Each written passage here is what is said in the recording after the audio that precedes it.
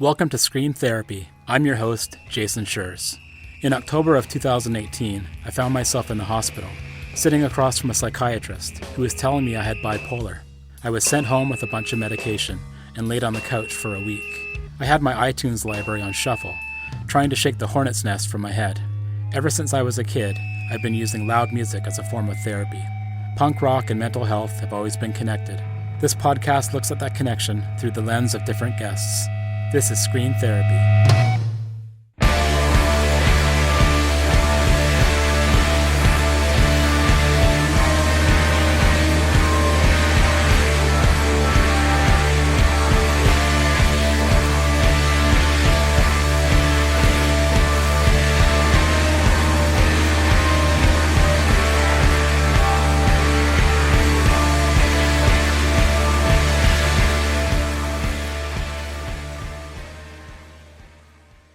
Music festivals are a place to let loose and enjoy your favorite bands.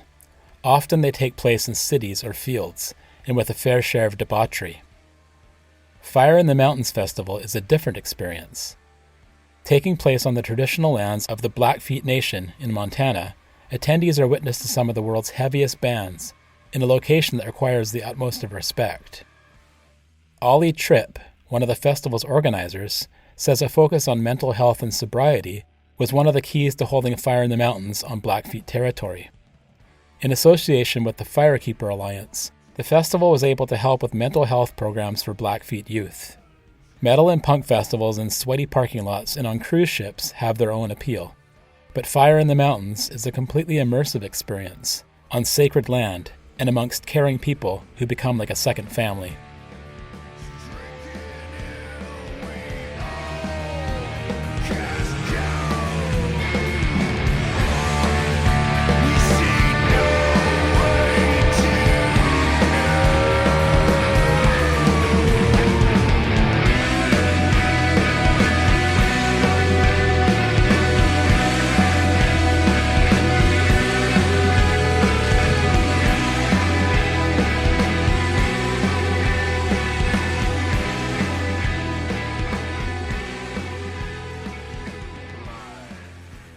My name is Ollie Tripp. I am the operations director with the Fire in the Mountains Festival. Yeah, I've been working with them from the start. I was one of the co-founders of the festival when we used to be in Wyoming. It's been a huge journey just getting from, a show in our backyard to a really cool partnership with some people I didn't expect to meet. And it's been super sick to see this transition to where it is.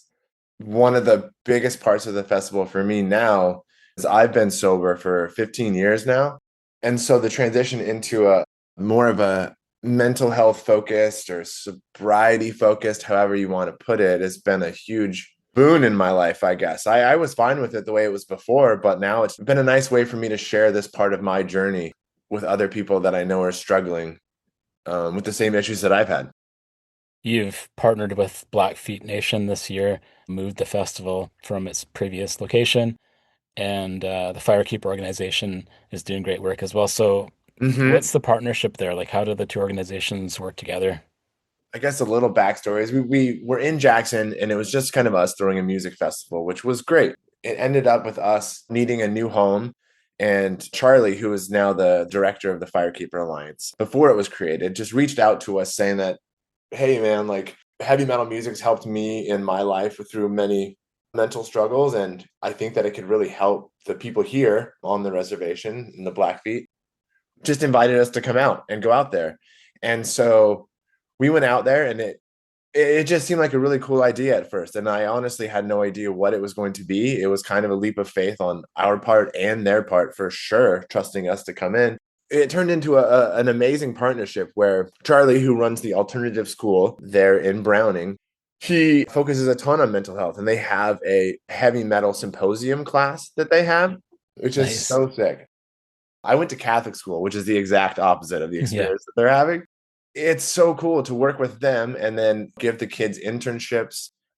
Working with suicide prevention on Indian country, it gives them something to look forward to.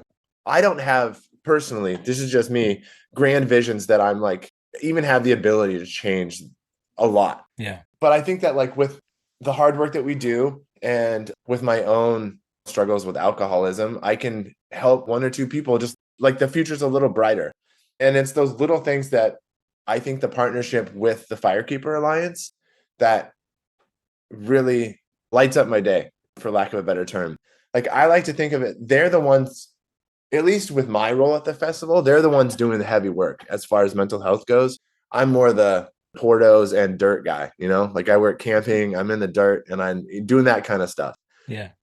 I remember one time I was at the school again because we go there and visit and just talk to the kids.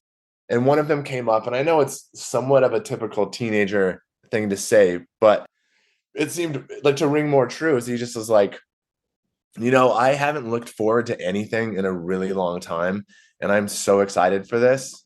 So thanks. And that, I don't know, that made the year of worth it. So metal, punk, grindcore, death metal, whatever, stoner metal. These are all genres that are, a lot of people think are a bit scary, or like you see someone on the street with a really sketchy t-shirt and like, oh, these Yeah. guys are, but I think society is becoming a lot more understanding of that. When you first approached the Blackfeet Nation, and, were there preconceptions of who you might be, who might come to the festival? Because it sounds like you said they took a leap of faith. Yeah, and there were, for sure. I think, as you know too, it's like when people think of a heavy metal festival, they kind of think of that. Remember that old movie? It was like Heavy Metal Parking Lot Yeah, or something. You know what I yeah. mean? And it's just like that rowdy crowd just slamming beers, lighting fires in the parking lot. That's what they think's going to come. They were. I mean, they were a little wary, but I found that their community is much more accepting. So I think the leap of faith was a little easier. I don't think that if we would not have had Charlie vouching for us, or we didn't have the mental health aspect, if we weren't working with the kids, if we were just coming in to play metal music at one of their campgrounds, they probably wouldn't have gone for it. But after this year, when they did see us, there was like a really nice mesh between the people that live there and then our metal community. The acceptance on both sides was great. You saw the suicide rates among Indigenous people being way higher than average. Where was the impetus to focus more on mental health in general? Because it sounds like you do a lot of cool things with workshops and stuff, but specifically to address the issue. I'll give all of those props to Charlie and the great teachers that work at the Buffalo Height Academy. That was their grand vision. Their grand vision was to get us there because they knew that we could throw a really nice, I guess for lack of a better term, holistic experience, something that like people go to and really felt like they're part of a family. They felt like a community was there. And he thought that that aspect could help his goals, which is the suicidality and the mental health, specifically in the Blackfeet community.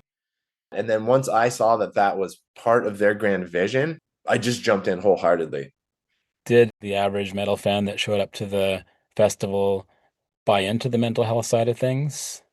They were pumped. It was so rad to see how stoked people were with that. Like, we had a bunch of talks, like I think you said, like during the day on mental health and issues, especially in Indian country, just to give people a frame of reference of what's going on there and the actual issues. Your average metalhead was so pumped on those talks. It was kind of part of our festival originally. It's like the sense of community and kind of taking care of each other. We didn't have any overt mental health things, but I think that that helped. And so that kind of carried on into this new one. I'm at the Northwest Terror Fest right now. It's day 2 today. And I had people coming up, just, metalheads that came and were like, dude, that was awesome. I've had a few letters of people with PTSD that said that they weren't sure that they could go for obvious reasons, or I guess not so obvious. And they're pumped. They loved it. A lot of the metal bands, I'm thinking specifically Neurosis, who what a huge thing then coming back and putting out such an amazing album, one of my favorite bands of all time.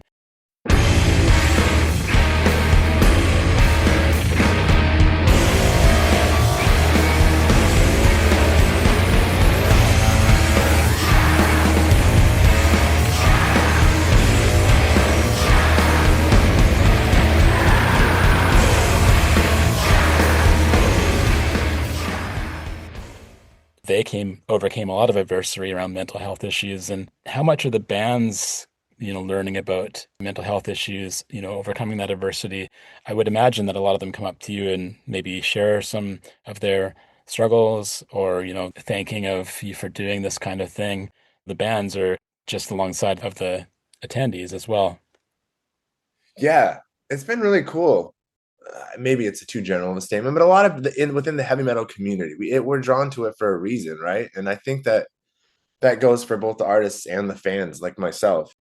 You spoke to loving Neurosis. When I went to rehab like 15 years ago, and that album, I think it was Given to the Rising, I think was the one, that and some ISIS, and they got me through that, like that section. We kind of do chat about that both ways. I try not to fanboy out too much, and tell them about my thing, because that's kind of how I started. But once again, I think they do open up more because they do have chats with the Buffalo Heights Academy. Like they call in. I know Steve is really big in it. He's on their board. Aaron Turner's called in a few times. The guys from Converge have called in, and they give them, more detailed looks into that aspect. And I haven't caught all of it, but it is cool that we've all gravitated toward this darker music for those same reasons. Is the festival donating some of the revenue for towards these programs? A lot of it goes directly to the tribe, to the tribal council, and then they direct that money where they think it's most necessary there. And then also we have a lot of ways for people to donate directly to the Firekeeper Alliance. So there's a lot of ways for money to go directly to them, and then also just to the tribe at large. The biggest part that we want to do there is to have like a positive impact. Do you see this positive impact spreading out across other parts in the country? Have you thought about maybe doing some, let's call it a pop-up, which is, not the greatest term for a metal festival, but have you thought about doing this in other areas without getting away from what you're doing with the Blackfeet? Yeah, we have some for sure. I think just getting this to like a really rad, sustainable place on the Blackfeet Reservation where we can actually, hopefully contribute to the community there needs to take place before we try to do anything else.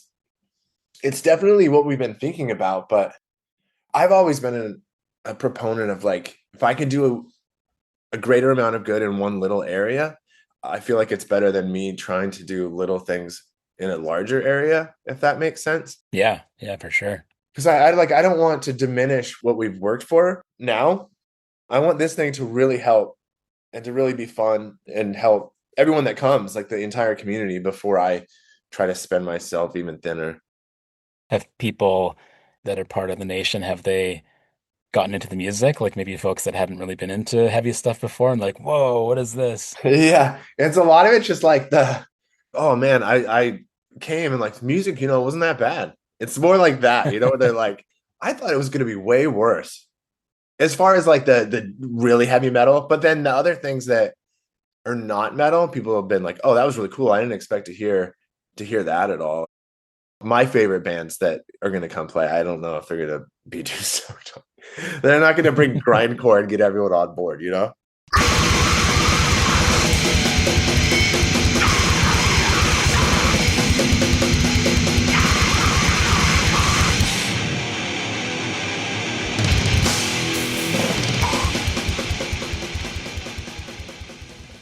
Yeah, I love that when people say, oh, it wasn't terrible. I mean, yeah. Yeah, if I had $1 every time I heard that. So tell me a bit about the workshops that they put on. Are they specific to different kinds of mental health issues or? I wouldn't say that there's like too many on specific mental health maladies, OCD, like that. It's not like that. It's more on like a gross wavelength where it's just on like how to help out your mental health. It's on how to look at, especially with this kind of music, how to like use that darkness, use that heavy music to bring some positivity into your life. It's much more like that, finding the joy in the little things in heavier music. Yeah, and that soothing heaviness that can really quiet the brain and also the identity part of it too, like finding people that you can see in yourself and understanding each other and the whole thing about, oh, I saw this person with a black t-shirt on today and it immediately connected with them or whatever. So I think that's a lesson that we've learned amongst ourselves, but I think when you look at indigenous cultures, that's always been part of their culture. So it's almost as if there's only a small subsect of people that can really find that kind of togetherness and community. Yeah. Yeah. I mean, I think it's always about community. That's why I still work with what we do. If that wasn't an aspect, then I don't see the point. When did you first get into heavy music, punk and metal? Do you remember when you first heard it or it first really clicked with you? I think I mentioned I went to Catholic school, so like kindergarten through high school. The first memory I have of getting any heavy metal or punk or anything, I got two Metallica albums. I got Load and Ride the Lightning. Two very different albums. 100%. I won't lie. At that age, like right when I was like starting to get the itch, the Load, it clicked more than Ride the Lightning. Now, hands down, Ride the Lightning fan. And then I got more into like that California skate punk. Like I was a huge Rancid, Pennywise, NoFX fan. Remember that band Choking Victim? Yeah. That was one of my favorites in Catholic school.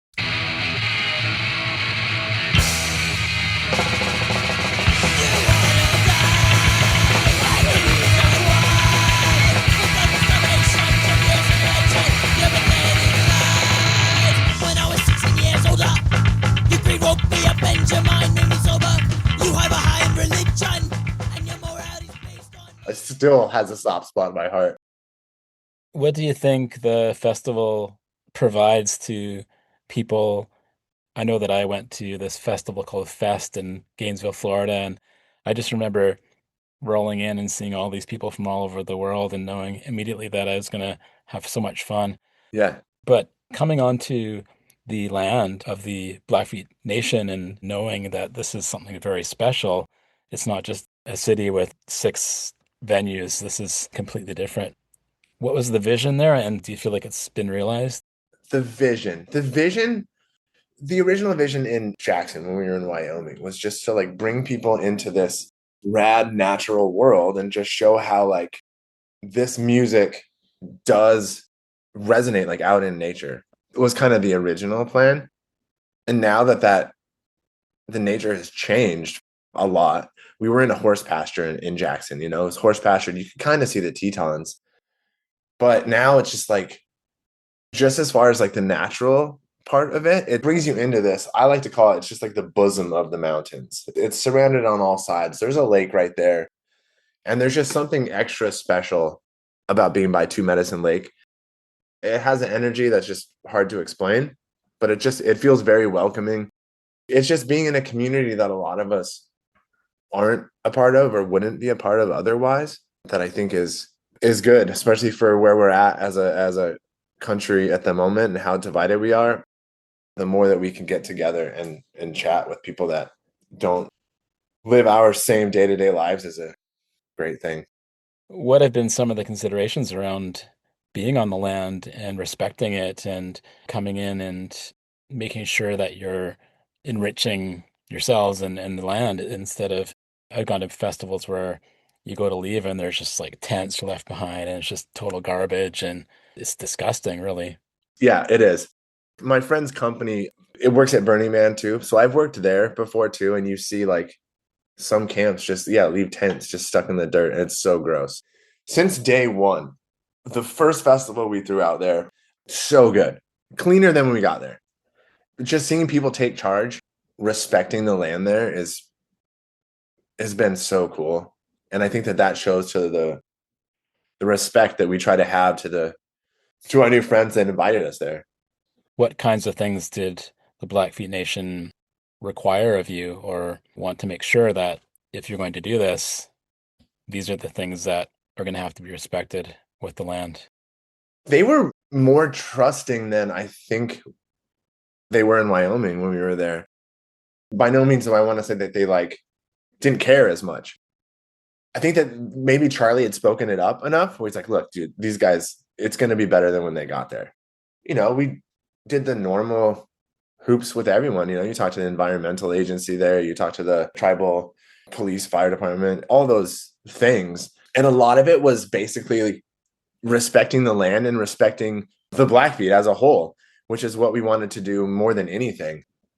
I don't want to come into a community and disrespect the people that live there by any means, which is great because we had, some people there that were really helping us. And I was like, look, if I come step on any toes, obviously I'm a white dude from the Northwest, I don't know a lot of the cultural stuff, I'm trying to learn and it's rad. But I was like, if I'm doing anything that seems stupid or disrespectful, just tell me, just say, hey, like, that's not the way we do it. Luckily we've had friends that have been like, yeah, that's exactly what they've done. They've helped us. And I feel like we're able to appreciate each other more that way. It sounds like Charlie, who's part of the Firekeeper organization, has facilitated a lot of the connections between Fire in the Mountains Festival and the Blackfeet Nation. Tell me a bit about how that happened. Where did you meet him? How did it come together? So he came to the last festival that we did at Heart Six Ranch in Jackson. And then when we were going through our permitting process, we reached out to everyone who had come, like, hey, write a letter to the council, try to persuade them to, like, yeah, these guys can keep coming back.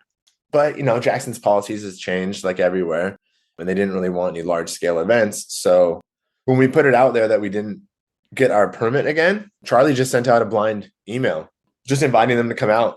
That was it. He just was like, what the hell, might as well throw it out there. And then we came out and looked at a few different spots, and it just clicked. So it was all just because he took that shot in the dark. Do you think that Blackfeet Nation knew or researched the festival, or do you think it was just a situation where they had so much trust in Charlie and they're willing to, like I said, take that leap of faith, but also willing to give the chance for you to come out? And did you get a sense of kind of what it was that made them decide that yes, they would do that? It's obviously a very huge undertaking for them as well, right? Definitely. It was both for sure. Because Charlie's been at that school for a really long time doing a really good stuff. Without his voice, I don't think it wouldn't have flown. But also, without our reputation as a caring festival, because they definitely called the sheriff's department in Wyoming and checked up on us, and they gave us the thumbs up. They're like, yeah, these guys do everything that they can to make a safe event. So without that stuff too, it wouldn't have flown either. I know that when I heard that Neurosis, first of all, were a band because we weren't even sure if they were going to continue at one point, and they had an album out and they're playing this festival, and all these things are coming together. And they were such an important band to me, all through my life, and talk about mental health. Even that wall of sound is enough to really calm your body and Yeah. put you in a, it sounds weird to say, but put you in a calmer state. How did you feel when you're able to book them for the festival? I was just pumped. So pumped. Because like I said, they were a big part about me, especially when I was in rehab. So I was so excited. And like Steve he's a member of the Firekeeper Alliance board. I mean, us on the Fire in the Mountains side was always like, come on, man. Like not directly to him. I never did that. But I was like, it'd be so sick. Come on, man. But I think we were all just super excited. And we knew that everyone else would be excited too.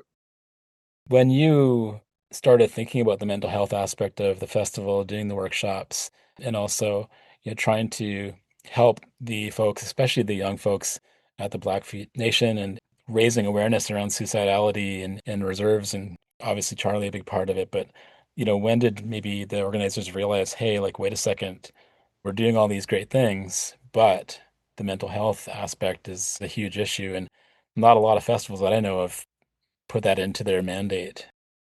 I think it like started kind of creeping into our head from like the feedback we got from the first few years by attendees. People would write and just be like, look, I came there like super anxious or whatever. I was kind of worried about coming out to the woods. It's not my normal routine, but like I wanted to see so and so band, and I showed up and I just felt like almost immediately a family member. It wasn't overtly said like, oh, this is a thing, like we could use this to help people's mental health. It was more just like we could get people out here, and I think it does help. And I think it's just part of being out in the nature too, because that's always helped me with my ADHD and anxiety that pops up from it, is when I can get outside and be with people that I enjoy being around. It's a great boon to my day-to-day life. And we just thought that it could trickle out that way. And then obviously it came up more to the front when we had some other people just help push that aspect of the festival. Yeah, on beautiful land and Yeah. hosted by some beautiful people. Can't get much better than that to have that partnership. Yeah. Some of the people I've met through this process of just starting this festival has been cool. I never thought I'd do this. I'm a massage therapist. This is like my full-time job. So it's very secluded, just me in a room with one other person, And so like meeting all these other people from different walks of life has been, from all around the world, it's been so sick. And I mean, that part's helped my mental health, which I'll call a win.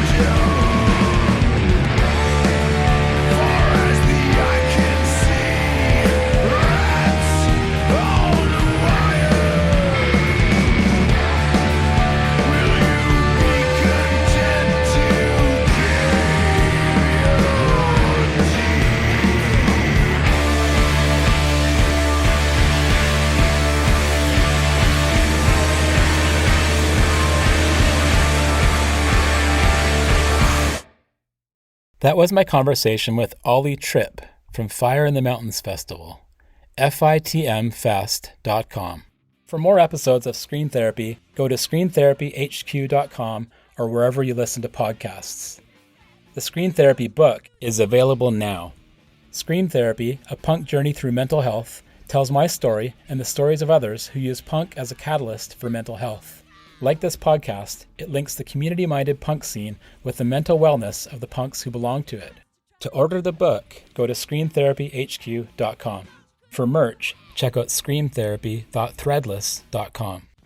Okay, enough promoting. It's time for some thanking. Thank you for listening to Screen Therapy. Doing this podcast and talking to folks about punk rock and mental health has been a crucial part of my own mental stability, and it means so much to me that you're out there listening. Screen Therapy is created in the Cathet region of coastal British Columbia, Canada, on the traditional territory of the Tla'amin Nation. Contact me at screentherapyhq.com or email me at screentherapypodcast@gmail.com. I'd love to hear from you. Let's talk about punk rock and mental health. Until next time, take care and be well.